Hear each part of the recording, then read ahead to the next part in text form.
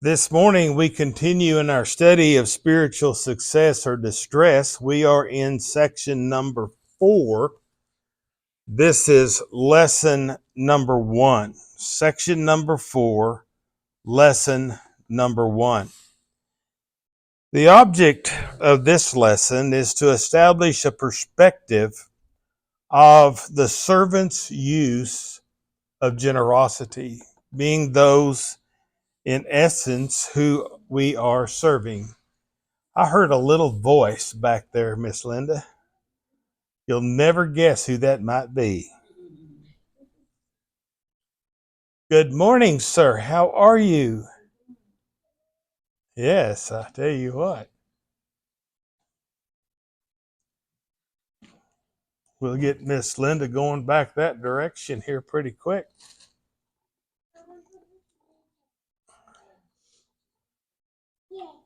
Are you going to go back and learn something with Miss Linda? I knew it.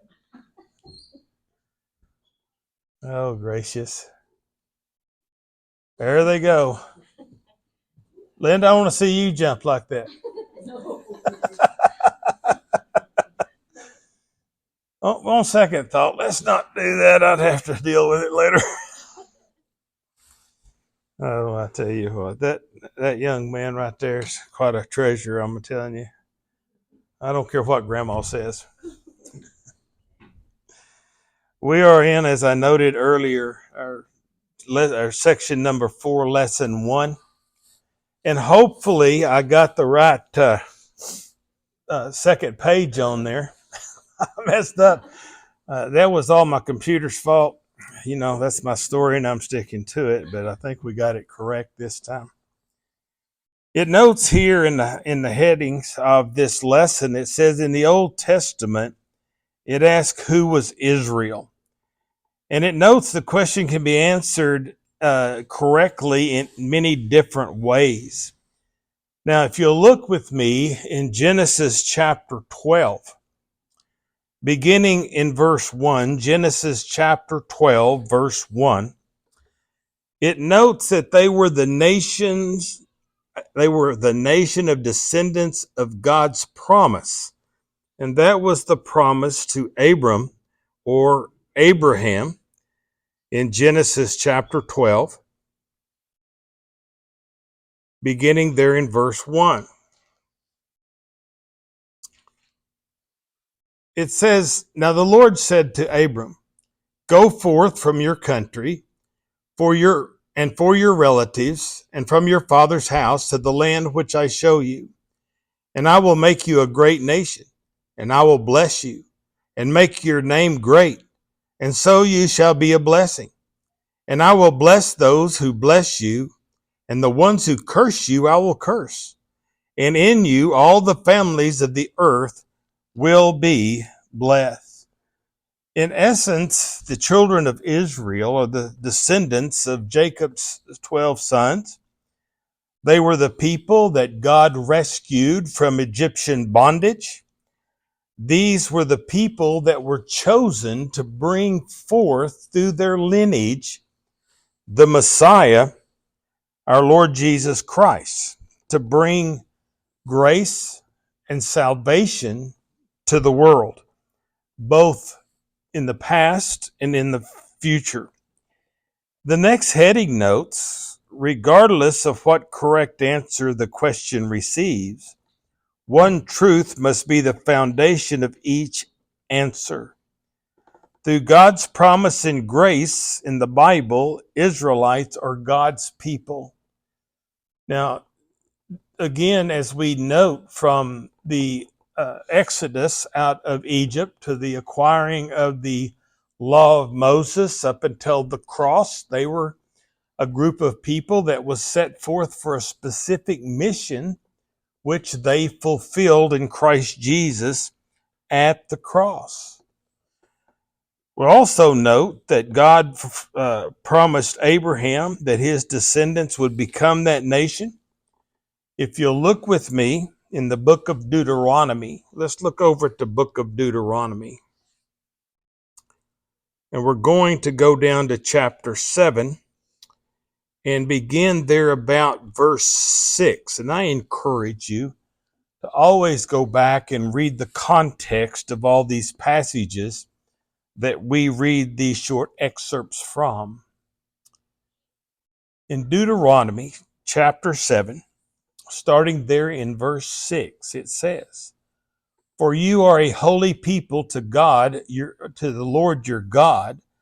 The Lord your God has chosen you to be a people for his own possession out of all the peoples who are on the face of the earth.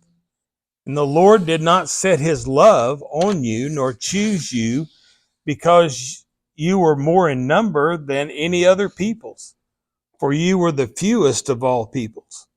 But because the Lord loved you and kept the oath which he swore to his forefathers, the Lord brought you out by a mighty hand and redeemed you from the house of slavery, from the hand of Pharaoh, king of Egypt." So these were God's people for a special mission. It also notes here in our outline, God rescued Israel from Egyptian slavery to become that promised nation.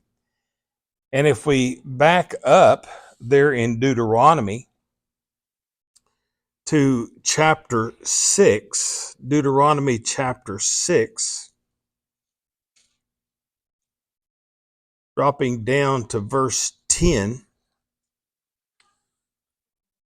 Deuteronomy chapter 6, verse 10,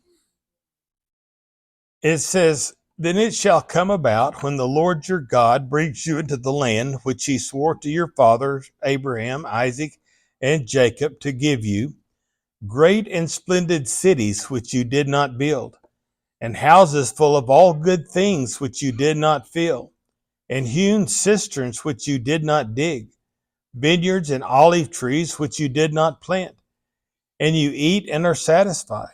Then watch yourselves that you do not forget the Lord, who brought you from the land of Egypt out of the house of slavery." So it notes here that God stresses his unique relationship with Israel by declaring that he is the God that brought them out. He is the one in whom they should be dependent. Now we know as we read through the Old Testament, the records of these people, that they had a great tendency to fall away from God, turn their back on God. And that is reasoning why they went into various captivities. And, we think about the Babylonian captivity that's so evident in the books of Daniel and some of those. They were dependent on God. And if you look at the Exodus, you find even more reality of their dependence, because they walked out of Egypt with, in essence, what they could carry on their backs, and they went out into a wilderness, or known as the desert. And who took care of them? God did.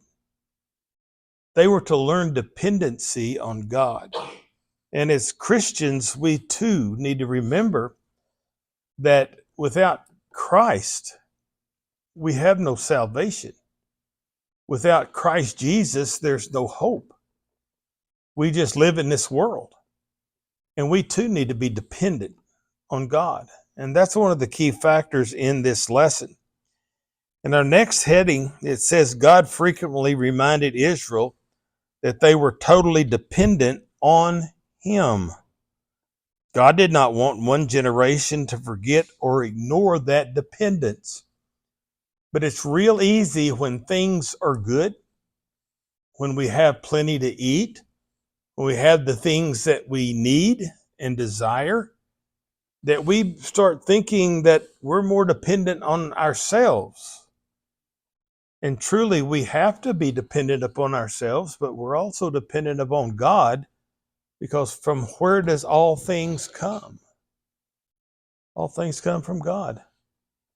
We look at that. If you will, let's look at Leviticus chapter 27. And I know we're kind of splitting this lesson, but I think it's important that we go back and look at these passages because they're important to understand that the children of Israel needed to be dependent on God. They did falter. They did wander away. Let's look down at chapter 27 and verse 30. 27 verse 30. Now, one of the things that God commanded them was that they were to tithe.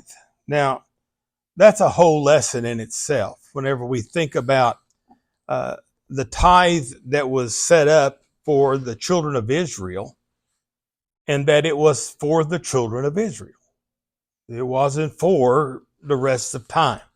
It wasn't for the people under the patriarchal age. It wasn't for the people under the Christian age. But it was something that was expected by God from these people. And that denotes 10% of their agricultural produce. It was that which was given to God. Let's look at verse 30 through 33 of Leviticus chapter 27.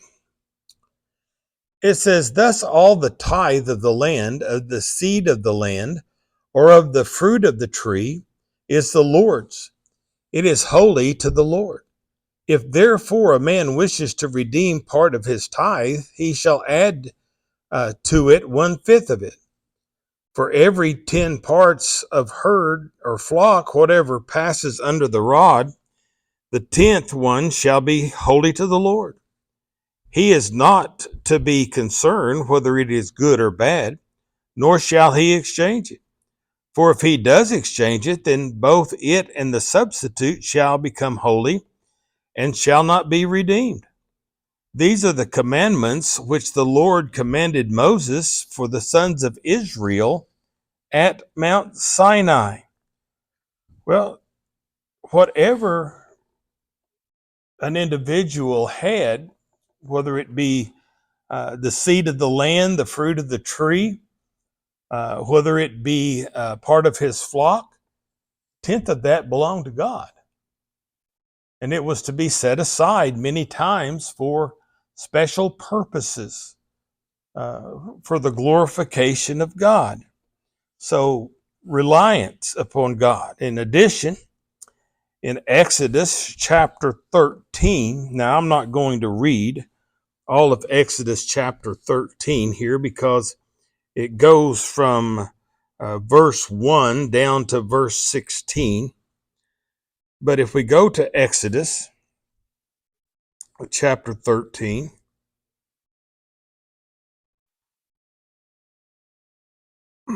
it does note here in verse 1, Exodus chapter 13,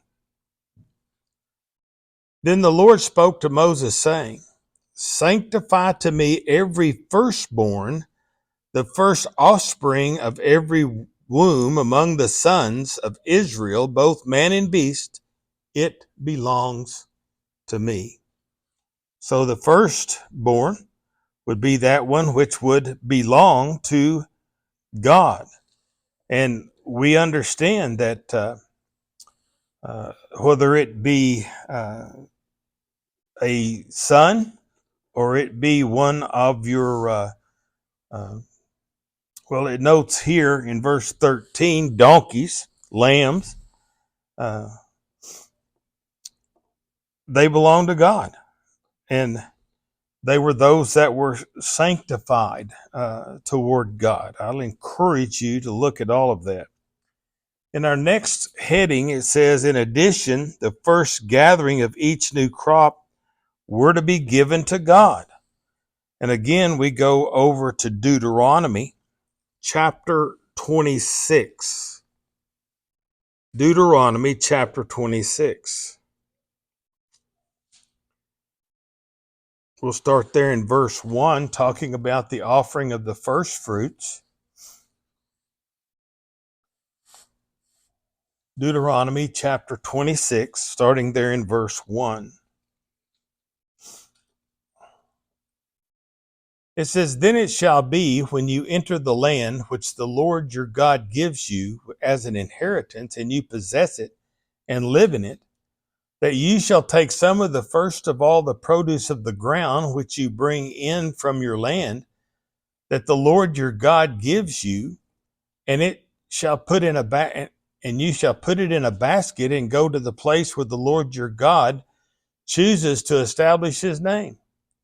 You shall go to the priest who is in office at that time and say to him, I declare this day to the Lord my God that I have entered the land which the Lord sworn to our fathers to give us. The priest shall take the basket from your hand and set it down before the altar of the Lord your God."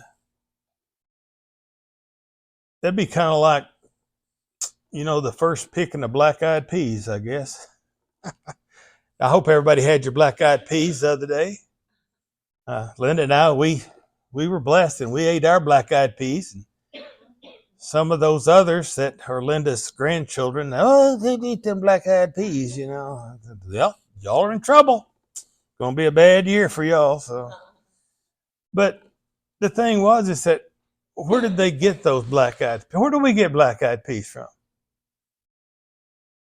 From God. Yeah, they come from God. That's the first place, because God helps them grow. And what do we do when we give them back to God? We're noting where we received those black-eyed peas from. Now, as most of us here remember, we are probably professional black-eyed pea shellers. First time I found a black-eyed pea sheller that wasn't my fingers, I loved that thing.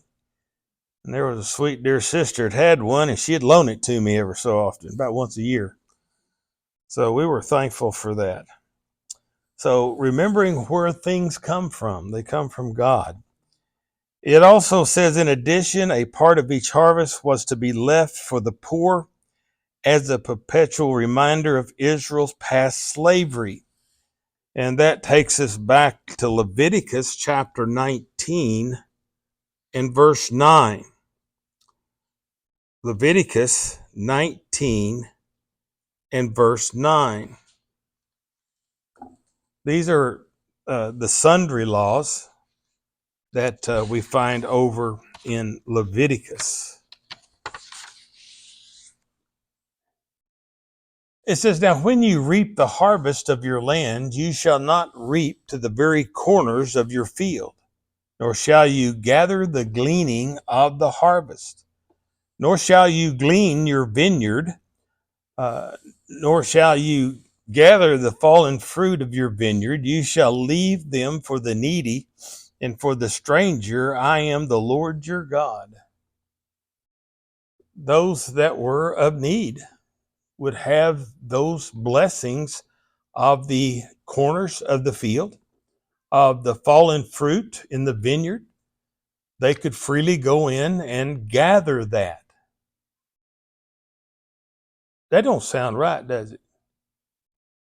Them have to go out and gather all that grain, or go gather up all those raisins. Could be raisins if it laid there long enough. But no, they had to go pick them up. They had to go do something even to receive the blessings that was left for them. They didn't bring them to the house and drop them off. Do what? It wasn't given to them. They had to gather it themselves. It wasn't, they had to do their part. And that feeds into a lot of different things. We have to do our part to receive the blessings that Jesus died for. And people want to sit around and say, "Oh, just give it to me. I don't want to do anything." Same thing with the needs. But where did this come from? It come from God.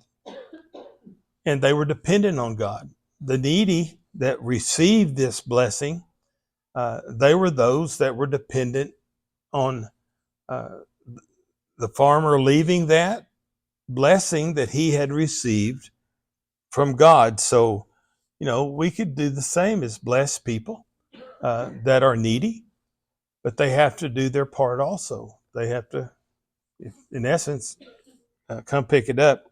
And I've told you guys so many times about my experience as a young man going to Hereford, Texas, and where they dug potatoes.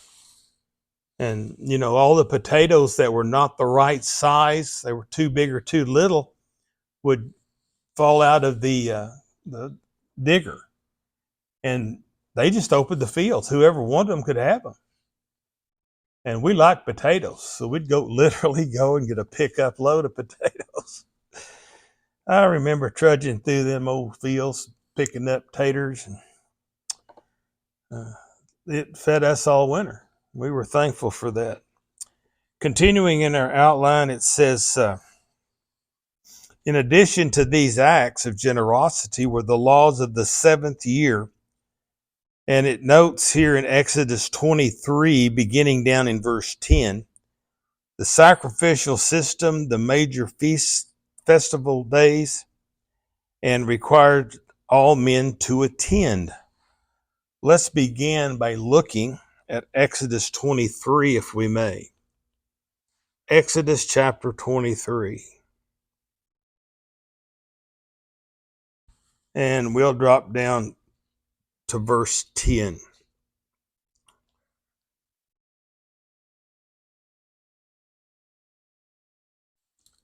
Exodus 23, verse 10. It says, you shall sow your land for 6 years and gather in its yield. But on the seventh year you shall let it rest and lie fallow, so that the needy of your people may eat, and whatever they leave the beasts of the fields may eat. You are to do the same with your vineyard and your olive grove. 6 years of tilling the land and having a crop off the land left the land nutrient poor. So it needed to rest. But whatever was on that land that grew up was for the beast, for the needy people, those that were out there. Have you all ever seen a wheat field where they just went in and plowed it? They never planted any seed, and how it comes back. Brain's not working. I can't think of what that's called. Volunteer. Yeah, that's the word I'm looking for. Volunteer comes back, and then they go in and plant it, and they should have left it alone. Volunteer looked better. But the volunteer would come up. Now, in my garden spot down there in the pasture, the only volunteer that comes up is just weeds. That's all that ever comes back. So, but the seventh year, crop rotation, we might denote, was set forth. Let's look again over in Deuteronomy chapter 15. Deuteronomy chapter 15. This denotes the same thing. We'll begin there in verse 1. And this is talking about the sabbatic year, that 7-year cycle that we find in the Old Testament. It says, at the end of every 7 years, you shall grant a remission of debts. This is a manner of remission. Every creditor shall release what he has loaned to his neighbor. He shall not exact it of his neighbor and his brother, because the Lord's remission has been proclaimed. I think we ought to have this law today. Yeah, I think we ought to send it to all those people that put out credit cards. Every 7 years, they'll just wipe the slate. I don't care who you are. Now, so, there was times in my life I think the bankers should have got it too. I don't know that I owe the bank anything currently. Linda might, but I don't. Anyway, This was a reality. Every 7 years, these debts were forgiven. They were set aside. Also, you can study through this. If you had left your land, you received your land back, or your family received that land back. So the thing about it is that all that stuff does not belong to us. It belongs to God, and He's given it to us to utilize. We think about the children of Israel, and again, I want to reflect briefly on them leaving Egypt over in Exodus. They left Egypt with very little. They got to the Red Sea. The army was behind them. They couldn't cross. They were, the army of Egypt was here, the Red Sea was here, and they were in the middle, and they were facing destruction. But what did God do? Separated the Red Sea. They went across on dry land. Now, what did old Moses have to do for that to happen? Had to stand up there with his hands up, and he got tired, and they held his hands up, So Moses had to do something and God opened the sea. They got across. They're starving to death. There was no water. What happened? Somebody brought water from a rock, didn't they? Y'all with me on that one? Yeah. And they wanted something to eat. So they got this stuff called manna. And I don't know exactly. I know I've seen 100 different things of what manna is and all this, but without that manna, they would have starved to death. Now, they got the manna for 6 days, and on the seventh day, they didn't get any. But they got twice as much on the sixth day. And they had to eat it a certain time of the week or it would be rotted and wormy. Yeah, it'd be rotted and wormy if they didn't eat it. It had to all be eaten. Who were they relying on? God. Well, and then they got to fussing about that. You ever heard a bunch of more fussing people? And what did he send them? Quail. Man, they got quail. Well, that'd be pretty good eating. Now, I've never, huh? They stuffed themselves. Now, I've never eaten an overabundance of quail, like stuffing myself with quail. I've eaten a lot of it, but not at one setting. But I understand that if you eat a lot of it at one setting, it will make you ill. It's so rich. It's such a rich delicacy. And I like quail. I've always remembered growing up that one of the things you always had to watch out for when you was eating quail was them little balls that was in there. I never could figure that out. My quail always had them little balls, and somebody was talking about it here lately that they were raising quail, and they didn't have little balls in them. Mine always had little lead shot in them. Yeah. When we were growing up, I tell you what, when I was a kid, we were hunting what they call blue quail, and they're not bob whites; they're blue quail, and they don't fly very much. They will run 1,000,000 miles, but they do not fly. Well, I was a little old kid, probably 12, 13 years old, and we'd shoot them quail. And I didn't know you're supposed to shoot them when they fly. I didn't know they could fly for years. You ground slide them dudes. But then I went bob white hunting with my uncle, and there was no more of the ground sliding stuff. We waited till they got up, so things do change. Even those quail, that God gave them to us. The things that we have to eat today, we're dependent on God for what we have. And that's the key factor in this lesson, is that God delivered the children of Israel from physical slavery. He made them a nation, and they received that physical blessing. And they brought forth the Messiah, the spiritual blessing that the world so needed. So I want to stop there this morning and make a current application on what we've talked about in view of the children of Israel this morning, next Lord's Day, if He is willing. So we'll start there next time.